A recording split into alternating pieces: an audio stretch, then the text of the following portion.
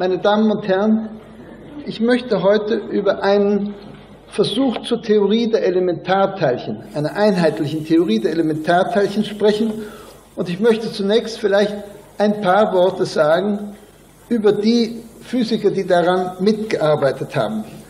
Da möchte ich zunächst den Beitrag erwähnen, den mein leider viel zu früh verstorbener Freund Pauli, den wir hier alle schmerzlich vermissen, zu dieser Theorie beigesteuert hat. Pauli hatte nach der Entdeckung der beiden chinesischen Physiker Li und Yang von neuem sich für das Elementarteilchen interessiert, das er selbst vor etwa 30 Jahren entdeckt hatte, nämlich das Neutrino. Und er hatte in der Wellengleichung des Neutrinos eine neue Symmetrieeigenschaft entdeckt. Nun, wie wichtig die Symmetrieeigenschaften für die kleinsten Teile der Materie sind, das wissen nicht nur die Physiker, sondern sogar schon die Philosophen, die es bei Plato nachlesen können. Also auch in der heutigen Physik ist so wie in der Zeit vor 2000 Jahren die Symmetrieeigenschaft eine der wichtigsten Größen oder eine der wichtigsten Dinge, die man diskutieren muss.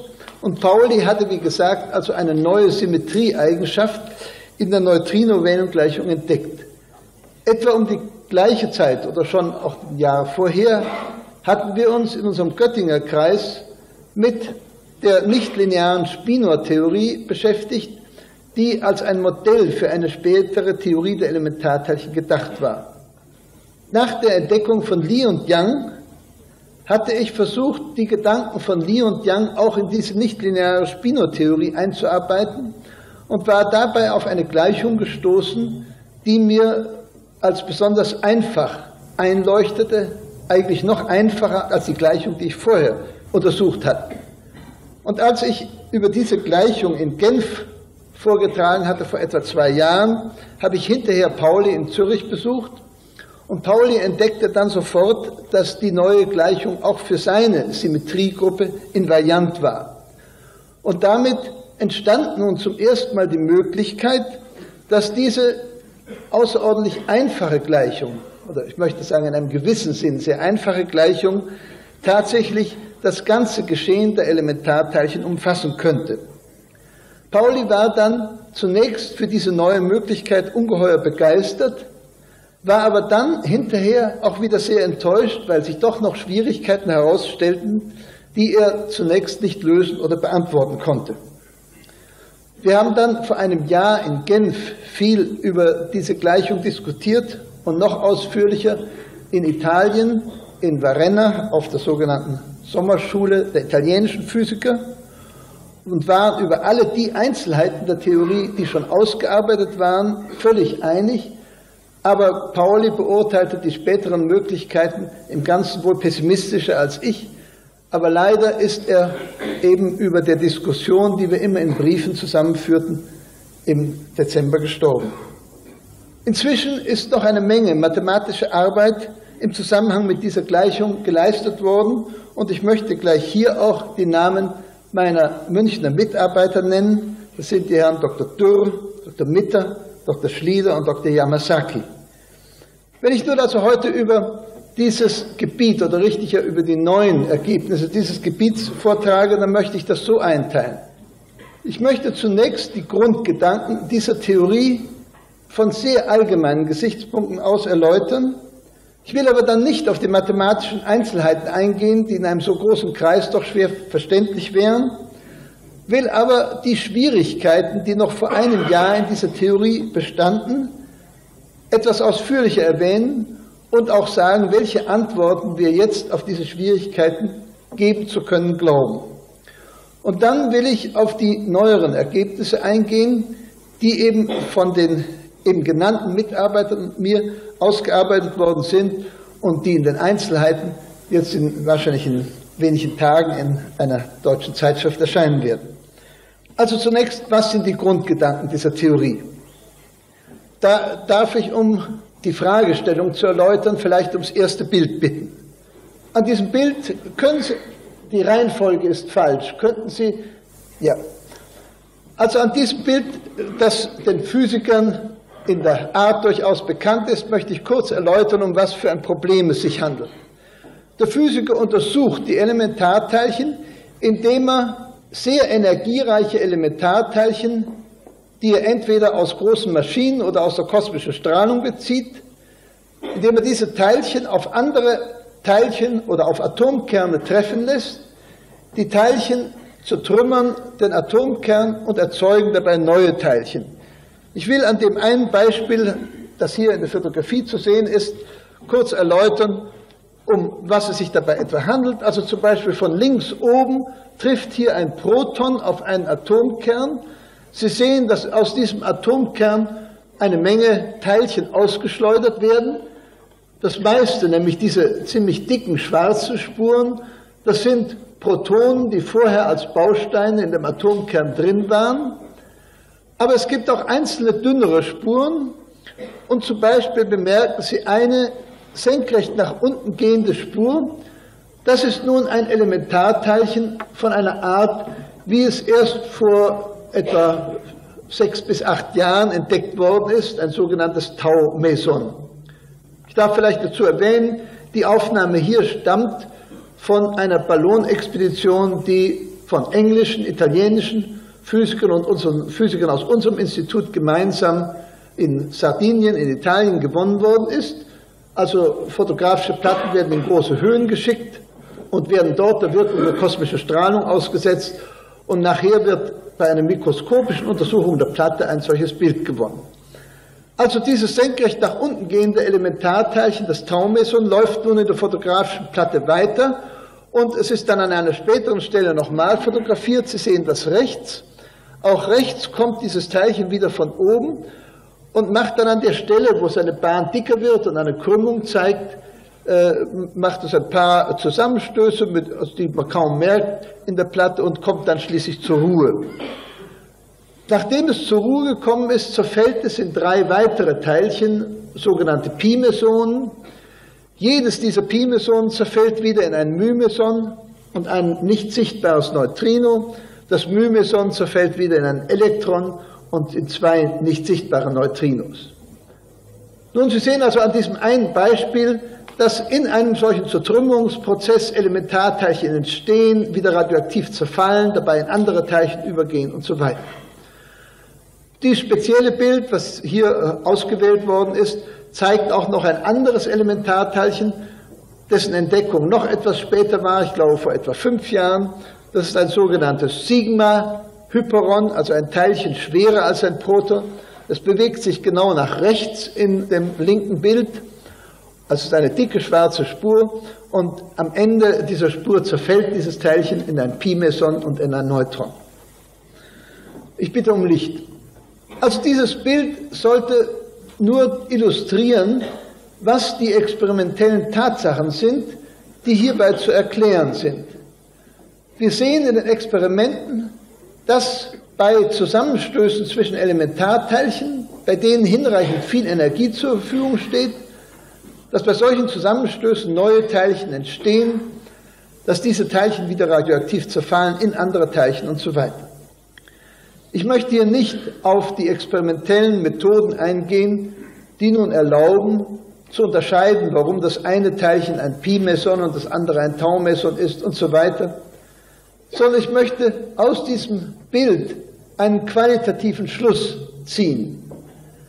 Ich glaube, wir lernen aus solchen Bildern, dass wir nicht die Elementarteilchen als unzerstörbare, unveränderliche letzte Einheiten der Materie betrachten dürfen. Denn wir sehen ja, dass die Teilchen sich ineinander umwandeln. Vielmehr ist offenbar die richtigste Art, über diese Vorgänge zu sprechen, dass man sagt, alle diese Elementarteilchen sind sozusagen aus dem gleichen Stoff gemacht und dieser Stoff ist nichts anderes als Energie oder Materie, sagen wir als Energie. Man kann vielleicht auch so ausdrücken, die Elementarteilchen sind nur verschiedene Formen, in denen die Materie sich manifestieren kann. Die Energie wird zur Materie, indem sie die Form des Elementarteilchens annimmt. Nun, wenn wir die Elementarteilchen so auffassen, und wir können nach den heutigen Experimenten nicht mehr daran zweifeln, dass wir so das Geschehen richtig beschreiben, dann entsteht für den theoretischen Physiker sofort die Frage, ja, warum gibt es in der Natur gerade diese Formen, in denen sich die Materie manifestiert? Warum haben die Elementarteilchen eben die Eigenschaft, die wir experimentell wahrnehmen und so weiter? Also warum muss sich die Materie gerade in solche oder in diese Fülle von Formen begeben? Ich möchte dazu erwähnen, es gibt sehr viele verschiedene Elementarteilchen. Man kennt heutzutage etwa 25 bis 30 verschiedene Sorten, also 25 bis 30 verschiedene Formen, in die die Energie gehen kann, um zur Materie zu werden. Wenn wir den Versuch machen, dieses ganze Geschehen theoretisch zu ordnen, dann müssen wir offenbar wünschen, dass wir all diese verschiedenen Formen, die wir hier als Elementarteilchen in den Experimenten vor uns sehen, dass die aus einem einfachen Naturgesetz entspringen. Das heißt, dass es eben ein grundlegendes Naturgesetz gibt, das dazu führt, dass eben gerade diese Elementarteilchen und keine anderen gebildet werden. Dieses selbe einheitliche Naturgesetz muss dann auch die Kräfte zwischen den Elementarteilchen regeln. Es muss tatsächlich alle Eigenschaften der Elementarteilchen eigentlich herzuleiten erlauben. Experimentell steht uns zur Verfügung als Material für eine solche Untersuchung eben die ganze Fülle solcher Aufnahmen, wie Sie sie eben gesehen haben, und verwandter Experimente, also eben Beobachtungen über die Umwandlung der Teilchen, über die Kräfte, die sie aufeinander ausüben, über die Lebensdauer und so weiter. Nun, die Grundgedanken der Theorie, über die ich hier sprechen will, bei der mathematischen Darstellung dieses experimentellen Geschehens waren etwa die folgenden. Offenbar hätte es keinen Sinn, etwa damit anzufangen, dass wir die Elementarteilchen als etwas Gegebenes ansehen und für diese Elementarteilchen nun mathematische Symbole einführen, die wir dann zu einem Naturgesetz verknüpfen. Das wäre deshalb unvernünftig, weil ja die Elementarteilchen gar nicht die Voraussetzung, sondern die Folge des Naturgesetzes sein sollen. Wir wollen ja die Elementarteilchen mit allen ihren Eigenschaften erst herausbekommen aus dem Naturgesetz und daher können wir sie nicht als etwas schon Gegebenes hineinstecken. Wir können also auch nicht, wie es so in der konventionellen Theorie vielfach getan wird, für jede Sorte von Elementarteilchen eine neue Wellenfunktion oder einen Wellenoperator einführen und dann versuchen, das komplizierte Geschehen darzustellen. Zwar bekommt man mit solchen Darstellungen durchaus eine mathematische Beschreibung von Einzelvorgängen, aber man wird eben schwerlich damit den gesamten Zusammenhang umfassen können. Man wird also davon ausgehen müssen, dass man in irgendeiner Form einfach die Materie darstellt. Man muss also irgendein mathematisches Symbol für die Materie einführen und daher kann man sagen, die Theorie fängt einfach an mit der Annahme, da es so etwas wie Materie gibt, darum darf ich auch eine mathematische Größe einführen, die die Materie darstellt. Und da die Materie außerdem im Raum ist, in Raum und Zeit ist, darum muss diese mathematische Größe, die die Materie darstellt, auch irgendwie auf Raum und Zeit bezogen sein. Vielleicht darf ich das kurz an die Tafel schreiben. Wir können also sagen, die erste Voraussetzung ist die Existenz der Materie und daraus folgt, dass wir eine Größe einführen können, ich will sie Psi von x nennen, dafür steht sozusagen Psi für die Materie und x für Raum und Zeit. Und mathematisch wird man nach dem, was man über die Quantenfeldtheorie weiß, und man weiß ja, dass diese statistischen Gesetze offenbar eben die richtige Beschreibung der Natur sind, mathematisch wird man sagen, das muss eben ein Quantenfeldoperator sein, und zwar, das will ich jetzt gleich noch dazu schreiben, es muss ein Spinor-Operator sein. Damit ist nun Folgendes gemeint. Zunächst unter einem Spinor versteht man eine Größe, die zwei Komponenten hat. Die Spinor-Mathematik ist auch von Pauli sehr früh studiert worden und in die Physik eingeführt worden. Und dass wir solche Spinoren brauchen, das folgt aus einem experimentellen Tatbestand. Wir wissen, dass es viele Elementarteilchen gibt, die sogenanntes halbzeitliches Drehimpulsmoment haben, also der Drehimpuls ein halbmal die Planck'sche Konstante ist. Um solche Elementarteilchen darzustellen, braucht man Spinoren und daher muss die ursprüngliche Feldgröße für die Materie auch ein Spinor sein, denn sonst könnten wir diese halbzahllichen Teilchen nicht darstellen. Dass das ein Operator ist, nun, der Begriff des Operators ist natürlich nur dem Physiker oder Mathematiker verständlich, aber man kann vielleicht auch anschaulich sagen, dass diese Größe Psi gewissermaßen in der Mathematik aus dem Nichts eben die Materie macht. Also ich meine, in der mathematischen Darstellung müssen wir eben irgendwie übergehen von dem Nichts, also von dem Vakuum, zu einem Zustand, wo Materie vorhanden ist, und dieser Übergang wird eben durch den Operator Psi bewerkstelligt. Nun, mit dieser allgemeinen Aussage ist scheinbar noch wenig gewonnen, aber Sie werden sehen, dass man in sehr wenigen Schritten doch zu sehr bestimmten Aussagen über die Mathematik kommt. Die nächste Voraussetzung, die wir in diese Theorie hereinstecken, lautet nämlich einfach, es muss so etwas wie Naturgesetze geben. Nun, Naturgesetz, das bedeutet, dass wir aus dem gegenwärtigen Zustand der Welt etwas aussagen können über den zukünftigen oder auch über den vergangenen Zustand der Welt. Das bedeutet nun in mathematischer Formulierung, dass dieser Spinor-Operator Psi in einem ganz kleinen Zeitintervall jetzt, also sagen wir zwischen jetzt und einem Moment später, also in einem ganz kurzen Zeitintervall, schon genügen muss, um jeden beliebigen Zustand der Welt zu beschreiben. Denn wir müssen ja über den jetzigen Zustand etwas aussagen können. Und wenn man diese Annahme macht, also in mathematischer Sprache heißt es, sämtliche Vektoren des Hilbertraumes der Quantenzustände können durch den Operator Psi im Zeitintervall zwischen t und Delta t aus dem Vakuum hergestellt werden. Und diese mathematische Formulierung sagt aber natürlich nur dem Spezialisten etwas. Also wenn wir diese Voraussetzung machen, dann folgt sofort etwas sehr Wichtiges, nämlich es folgt, dass für diesen Spinor-Operator eine Differentialgleichung in der Zeit gelten muss. Ich will das also so darstellen, wir wissen, dass es ein Naturgesetz geben muss, daraus folgt eine Differentialgleichung für Psi in der Zeit in t für Psi. Nun können wir noch einen Schritt weitergehen. Wir wissen ja, dass es in der Natur Wechselwirkungen gibt, dass es Kräfte gibt. Die ganze Natur oder das ganze Spiel des Geschehens in der Natur beruht ja darauf, dass Kräfte auf Teilchen wirken und dass eben durch dieses Wirken von Kräften auf Massen diese Bewegung der Welt in Gang gehalten wird. Also es muss Wechselwirkung geben und aus der Wechselwirkung folgt nun sofort eine wichtige Eigenschaft über diese Differentialgleichung. Sie muss eine nichtlineare Gleichung sein, denn Wechselwirkung wird in der Mathematik eigentlich immer durch nichtlineare Glieder beschrieben. Es gibt von dieser Regel einige Ausnahmen, aber die will ich hier jetzt nicht diskutieren. Also hier links will ich schreiben Wechselwirkung und daraus folgt eine nichtlineare Gleichung. Schließlich brauchen wir noch eine weitere, sehr wichtige und allgemeine Voraussetzung. Und diese Voraussetzung kann man, wenn man das Wort vorsichtig genug braucht, mit dem Wort Kausalität bezeichnen. Da muss ich aber einen Vorbehalt machen.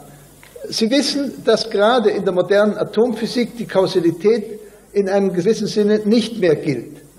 Also zum Beispiel stammt ja von Born eben die Deutung der Wellen Psi als Wahrscheinlichkeitswellen. Dieser Zug der modernen Physik ist natürlich unangetastet in der hier zu diskutierenden Theorie. Alle mathematischen Vorgänge sind in der Tat gemeint als Aussagen über die Wahrscheinlichkeit dafür, dass etwas geschieht. Aber das Wort Kausalität hat noch einen anderen Aspekt. Wir meinen mit dem Wort Kausalität, dass die Wirkung nicht früher sein kann als die Ursache. Und wenn wir mit dieser Aussage zusammennehmen, die Aussage der speziellen Relativitätstheorie, dass sich Wirkungen nicht schneller fortpflanzen können als mit Lichtgeschwindigkeit, dass also Raum und Zeit gerade die Struktur haben, die von Lorenz und Einstein vor 50 Jahren entdeckt worden ist, dann enthält also das Wort Kausalität in dieser speziellen Form eine sehr bestimmte Aussage darüber, wie die Differentialgleichung für diesen Spinor-Operator aussehen muss. Es muss nämlich dann eine Lorentz-Invariante, also der speziellen Relativitätstheorie genügende Differentialgleichung sein. Und außerdem können wir noch eine weitere Eigenschaft dieses Spinor-Operators angeben, die außerordentlich wichtig ist. Wir können nämlich feststellen, dass für raumartige Abstände diese Spinor-Operatoren immer miteinander vertauschbar oder antivertauschbar sein müssen. Denn wenn das nicht so wäre, dann wäre diese einfachste Vorstellung von Kausalität, nämlich dass die Wirkung immer später ist als die Ursache und dass Wirkungen sich nur mit Lichtgeschwindigkeit fortpflanzen, die wäre sonst nicht erfüllt. Also ich will hier wieder hinschreiben Kausalität, und aus der Kausalität folgt eine Lorentz-invariante Differentialgleichung, ich darf das so abkürzen, und ferner folgt noch eben eine Aussage über die Vertauschungsrelation, die will ich doch auch noch anschreiben für die Spezialisten, die sieht dann so aus, soll gleich 0 sein für x minus x' Quadrat, also für raumartige Abstände größer 0. Nun tatsächlich folgt aus dem, was jetzt an der Tafel steht, eigentlich schon die ganze Theorie. Mehr steht an Voraussetzungen gar nicht mehr drin, denn zunächst, ja, ich will eine mathematische Konsequenz noch erwähnen, obwohl ich eben diese Mathematik heute sonst nicht ausführlich behandeln will. Der Umstand, dass wir es mit einer nichtlinearen Differentialgleichung zu tun haben, dass ferner die Vertauschungsfunktionen verschwinden sollen für raumartige Abstände, diese beiden Umstände legen bereits fest, wie die Vertauschungsrelationen sein müssen für zeitartige Abstände und insbesondere dann, wenn wir auf dem sogenannten Lichtkegel sind, das heißt dann, wenn wir die Stelle betrachten, wo sich die Wirkung eben mit Lichtgeschwindigkeit fortpflanzt. Es folgt nämlich aus den beiden Voraussetzungen, nichtlineare Gleichung und räumliche Vertauschbarkeit, dass wir nicht die Art von Singularität auf dem Lichtkegel haben, die man in den üblichen linearen Differentialgleichungen kennt, nämlich die sogenannten Dirac'schen Delta-Funktionen, sondern dass diese Dirac'schen Delta-Funktionen durch eine andere Art von Singularität, und zwar durch eine geringere Singularität, ersetzt werden müssen. Das hat mathematisch sofort sehr weittragende Konsequenzen. Man muss nämlich dann einen Vorschlag ernst nehmen, den Dirac vor etwa 15 Jahren oder 17 Jahren gemacht hat. Man muss in dem sogenannten Hilbert-Raum der quantentheoretischen Zustände auch eine indefinite Metrik in Betracht ziehen. Vielleicht darf ich ein paar Worte einschalten über die Geschichte dieses Vorschlages von Dirac. Dirac hatte, wie gesagt, im Jahr 1942 vorgeschlagen, dass man zur Vermeidung mathematischer Singularitäten in der Quantenfeldtheorie auf diese indefinite Metrik im Hilbert-Raum zurückgreifen musste. Dann hat Pauli kurze Zeit darauf feststellen können, dass dieser Vorschlag auf eine große Schwierigkeit stößt. Dass nämlich dann die Größen, die in der mathematischen Deutung der Quantentheorie gewöhnlich, in der physikalischen Deutung der Quantentheorie gewöhnlich die Wahrscheinlichkeiten bedeuten, dass diese Größen dann negativ werden können.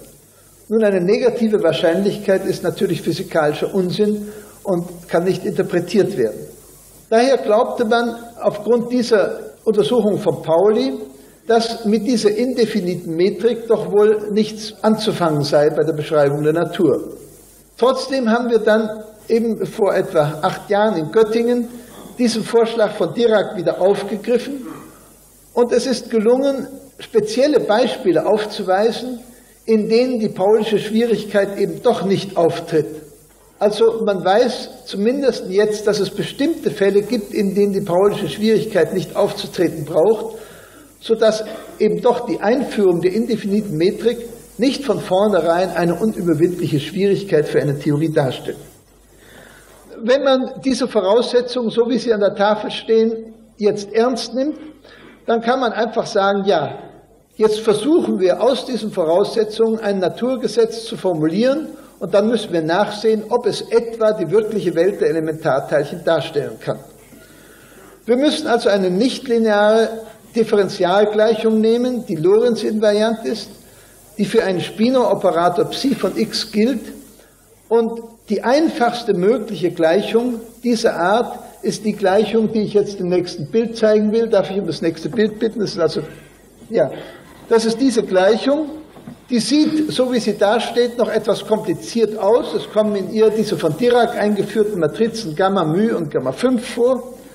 Aber man kann die Gleichung auch in anderen mathematischen Formen schreiben, die dann auch zeigen, dass das doch im Grunde die einfachste, nicht lineare Spinor-Gleichung ist, die existiert. Und zwar einfachste deswegen, weil sie die höchste Symmetrie hat. Und damit entstand nun die Frage, ist diese einfachste Spinor-Gleichung etwa wirklich schon die richtige Gleichung? Und richtig würde heißen, aus dieser Gleichung kann man die Elementarteilchen mit allen ihren Eigenschaften ableiten. Nun, so einfach die Gleichung aussieht, so schwierig ist ihre mathematische Behandlung. Daher musste eben nun sehr viel mathematische Arbeit geleistet werden, bevor man einige Antworten auf die Frage, die ich eben gestellt habe, geben konnte. Nun, die wichtigsten empirischen Daten, die wir über die Elementarteilchen kennen, sind Daten über die Symmetrieeigenschaften der Elementarteilchen. Ich habe in diesem Zusammenhang ja vorhin schon einmal an die alten griechischen Philosophen erinnert. Die Symmetrie ist sozusagen immer das Hauptkennzeichen eines physikalischen Gebildes und daher sind die Symmetrieeigenschaften die wichtigsten Eigenschaften. Nun bitte ich um das Bild mit der großen Tabelle, das glaube ich zuerst fälschlich einmal da war. Ja, das steht schon hier. Diese Tabelle soll Ihnen einen kurzen Überblick über die Ergebnisse der Experimente geben. Links in der Tabelle steht nach oben aufgetragen die Masse der Elementarteilchen und Sie sehen sozusagen die ganze Liste der Elementarteilchen in Form von Punkten entlang dieser Tabelle aufgetragen. Die leichtesten Elementarteilchen sind die mit der Ruhmasse 0, das sind die Lichtquanten, die stehen also ganz unten als Punkte. Auch noch sehr leichte Elementarteilchen sind die Elektronen und die Positronen. Dann kommen etwa 200 mal schwerer die sogenannten μ-Mesonen und dann darüber die Pi-Mesonen, die etwa 270 mal schwerer sind als Elektronen. Die Pi-Mesonen hängen aufs engste zusammen mit den Kräften, die den Atomkern zusammenhalten. Es sind also die Teilchen, die von Yukawa zuerst im Zusammenhang mit den Kernkräften vorausgesagt wurden. Sie sind als wirklich in der Natur vorhandene Teilchen von Powell in England entdeckt worden. Dann drüber kommen die K-Mesonen. Die K-Mesonen sind etwas 700 mal schwerer als, 960 mal schwerer als die Elektronen. Dann vorhin haben Sie zum Beispiel auf der Aufnahme ein solches K-Meson gesehen, also das Tau-Meson ist eine spezielle Sorte der K-Mesonen. Dann kommen die Protonen und Neutronen, das sind die altbekannten Bausteine der Atomkerne und schließlich weiter oben noch die Hyperonen. Nun, diese ganze Vielfalt von Elementarteilchen, also dieses doch recht komplizierte Geschehen, kann systematisch geordnet werden, indem man für die Elementarteilchen Quantenzahlen einführt, die gleichzeitig Symmetrieeigenschaften der Elementarteilchen darstellen. Man kann in einer etwas vereinfachten Weise sagen, zu jeder Symmetrieeigenschaft eines Elementarteilchens gehört eine Quantenzahl oder vielleicht richtiger andersrum, jedes Elementarteilchen ist durch eine ganze Reihe von Quantenzahlen charakterisiert und wenn man diese Quantenzahlen des Elementarteilchens weiß, dann weiß man, welche Symmetrieeigenschaften das Teilchen hat. Gleichzeitig sind diese Quantenzahlen auch ein Ausdruck für Erhaltungssätze, die für die Elementarteilchen gelten. Also gewöhnlich spielen also die Quantenzahlen etwa die Rolle wie beim Drehimpuls. Man sagt, der Drehimpuls ist ein ganzzeiliges Vielfaches oder halbzeiliges Vielfaches der Planck'schen Konstante. Und bei irgendwelchen Übergangsprozessen oder Erzeugungsprozessen von Teilchen ist der gesamte Drehimpuls erhalten. Nun, die Quantenzahlen, die man empirisch gefunden hat, sind hier rechts in der Tabelle eingetragen. Dabei muss ich sagen, dass die Art der Darstellung nun schon aus der Theorie stammt. Sie stammt also aus der Arbeit, die Pauli und ich damals gemeinsam geschrieben haben. Aber im Wesentlichen ist es nur eine Darstellung der vorher von den Experimentalphysikern gefundenen Tatbestände. Links in der ersten Spalte stehen die Elementarteilchen mit den für den Physiker üblichen Bezeichnungen. Rechts steht dann als erste Quantenzahl die elektrische Ladung, hier mit Q bezeichnet. Das ist natürlich eine altbekannte Eigenschaft der Elementarteilchen. Dann kommt eine Quantenzahl, die heißt Isotopenspin oder Isospin. Diese Eigenschaft der Elementarteilchen ist vor etwa 30 Jahren entdeckt worden. Der Isotopenspin hat sich als eine sehr wichtige Symmetrieeigenschaft herausgestellt, die nur deswegen für den Physiker noch gewisse Rätsel aufgibt, als sie keine vollständige Symmetrieeigenschaft ist. Das heißt, die aus dieser Symmetrieeigenschaft folgenden Erhaltungssätze gelten nur angenähert, und das bedeutet, dass die Symmetrie in der Natur auch nur angenähert gilt.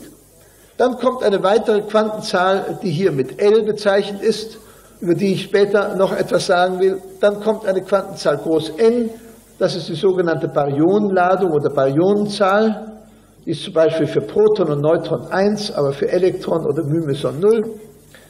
Dann kommt eine Quantenzahl IN halbe, die mit der Baryonenzahl in einem einfachen Zusammenhang steht. Also man kann vielleicht sagen, dass die Quantenzahlen IN und LN gleichzeitig Baryonenzahl und Leptonenzahl bedeuten.